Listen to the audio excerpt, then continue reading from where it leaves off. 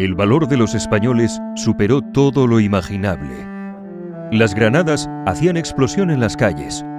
Los bloqueos saltaban por los aires. Esquirlas de plomo barrían las trincheras. Penetraban en cada rendija, en cada esquina, en cada aspillera. Pero los soldados de aquel incomparable héroe, el general Vara de Rey, serenos y decididos, no dejaban de emerger de las trincheras para lanzar descarga tras descarga contra los atacantes. Coronel norteamericano Sargent.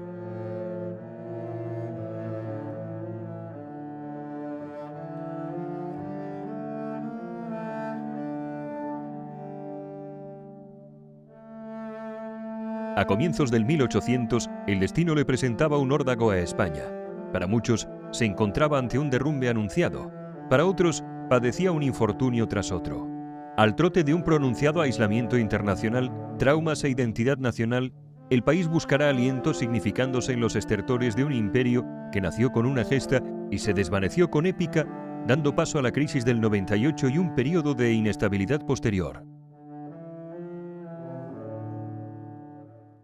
Tras sacudirse el país la tiranía napoleónica y asumir la pérdida de los virreinatos americanos, España todavía se sentía capaz de mantener las últimas perlas del imperio en el Caribe y Oriente.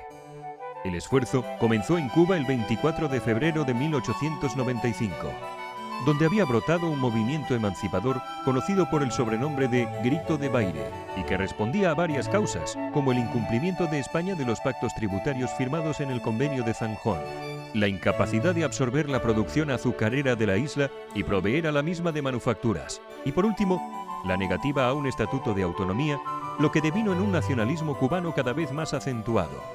Tras varios años de guerra y tras 30 años de operaciones militares para controlar a los insurgentes, se optó por establecer unas líneas fortificadas que, bajo el mando del general Weyler, consiguieron mantener el orden en gran parte del territorio.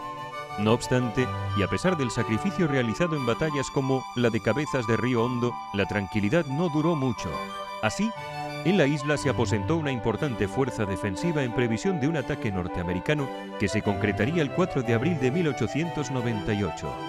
También en Filipinas, pues si bien España se fundamentó primero en América, apenas unas décadas más tarde también se replicó en los confines de Oriente.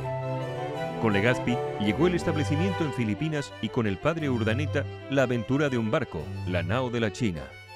En 1898 comienza la Revolución del Katipunan, que finaliza en noviembre de 1897 cuando entre el gobierno español y los principales dirigentes revolucionarios se firma el Pacto de Biak-na-Bato. Tras una intensa guerra de asaltos a asentamientos y posiciones rebeldes y de actos de insurrección que continuarían tras la firma del tratado, llegaría la flota de guerra estadounidense el 1 de mayo de 1898.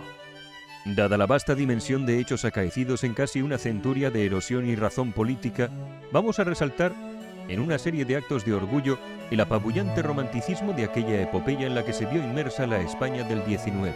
Una España sumida en la necesidad de establecer un nuevo tiempo mientras le sangraban las raíces de un cuerpo pentacontinental. El 15 de febrero de 1898, en La Habana, el acorazado Maine saltaba por los aires en una desgracia que quiso venderse como fortuita. Washington lo tomó como excusa para movilizar sus tropas y a la opinión pública en contra de España. Apenas un par de meses después, el manto armamentístico de los Estados Unidos dejaba caer su poder en Cuba, bombardeando las defensas de Matanzas y bloqueando numerosos puertos como Mariel, Cárdenas y Cabañas. Ante el arrollador número y la superioridad tecnológica, el valor de los marinos españoles quedó reflejado en combates marinos como los del 25 de abril, cuando una cañonera ligera dañó al torpedero estadounidense Cushing y lo obligó a retirarse, o a los de la batalla de Cárdenas el 11 de mayo, cuando un remolcador y dos lanchas torpederas se enfrentaron a dos cañoneras y dos torpederos americanos, haciendo baja en dos de los barcos. También en Cienfuegos, 52 marines estadounidenses que intentaron cortar los cables de comunicación submarinos fueron repelidos por el fuego español desde la costa. Justo al día siguiente, una escuadra de 8 naves, contando con acorazados, cruceros y monitores y un total de 164 cañones, intentó diezmar a las defensas españolas de San Juan de Puerto Rico. Tras 2 horas de intenso bombardeo, no consiguieron sus objetivos de arrasar las baterías españolas y tuvieron que retirarse con el acorazado Iowa y el crucero acorazado New York dañados. En Guam, al otro lado del globo, el general Juan Marina rendía la isla, que no contaba ni con fortificaciones, ni apenas munición, ni posibilidad de ayuda, y ni siquiera con noticias de una guerra declarada. Era el 21 de junio y la flota estadounidense continuó su camino hacia la joya española en Asia, Manila. Paralelamente en Cuba, entre el 22 y el 26 de junio, desembarcó el quinto cuerpo del ejército estadounidense, que se componía prácticamente de la mitad de todos los efectivos profesionales que disponía Estados Unidos desde el final de la Guerra de Secesión. El 24 de junio, un contingente español que había luchado contra fuerzas de desembarco en Siboney retrocedió hasta las Guásimas, donde rechazó una incursión de una fuerza casi el doble mayor de regulares americanos y guerrilleros rebeldes. El Mauser español, modelo 1893, supuso una gran ventaja en el intercambio de fuego, puesto que disparaba cartuchos con pólvora sin humo, dificultando la detección de los soldados. Tras 20 muertos y 50 heridos en el bando estadounidense, ambos ejércitos se retiraron de sus posiciones. El 30 de junio se frustró el primer desembarco en Tallacova, donde una patrulla española descubrió en la jungla a un grupo de reconocimiento americano. Estos quedaron bloqueados y sus barcas en la playa destruidas. Hubo 4 intentos infructuosos más de rescate desde el barco artillado Florida, que son rechazados por la artillería española. Un quinto intento, ejecutado en la oscuridad de la noche, consiguió rescatar a los supervivientes. En estas defensas de la costa se destacaron los hombres del regimiento Córdoba 10.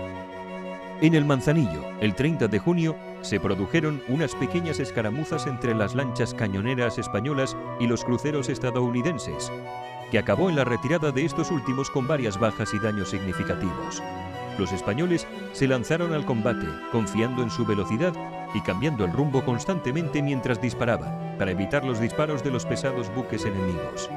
Desde la protección del puerto, abrían fuego los cañoneros españoles que no podían moverse por averías. El ingenio volvía a sobreponerse a la fuerza en esta guerra.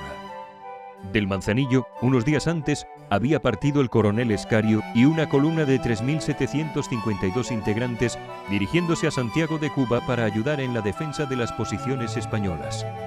Los 180 kilómetros de jungla, poblados y caminos de tierra, así como los numerosos encuentros con guerrilleros rebeldes, retrasaron la marcha, impidiendo la asistencia de estas tropas en combates como los de El Caney y las Lomas de San Juan, finalizados apenas 2 días antes de la llegada del coronel Escario. En esas colinas a las afueras de Santiago se dieron los mayores combates de la guerra. El pueblo de El Carey y el fuerte de El Viso se convirtieron durante 12 horas en un muro infranqueable para los más de 8.000 soldados estadounidenses que se enfrentaban a Vara de Rey y sus 550 hombres.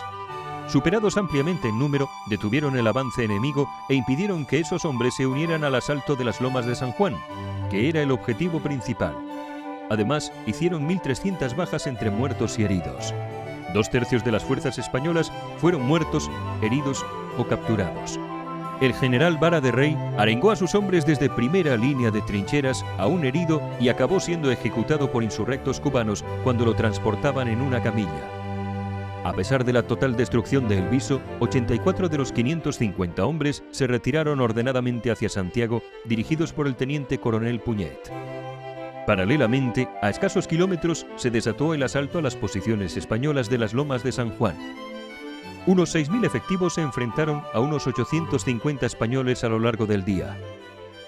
En las trincheras y bloqueos de las lomas, 300 españoles lucharon desde el amanecer hasta la ocupación de la loma a las 16 horas. Contuvieron como un dique las continuas oleadas estadounidenses mientras eran machacados por la artillería enemiga. Cuando apenas 40 defensores de la loma se mantenían a duras penas, agotaron sus municiones y calaron las bayonetas.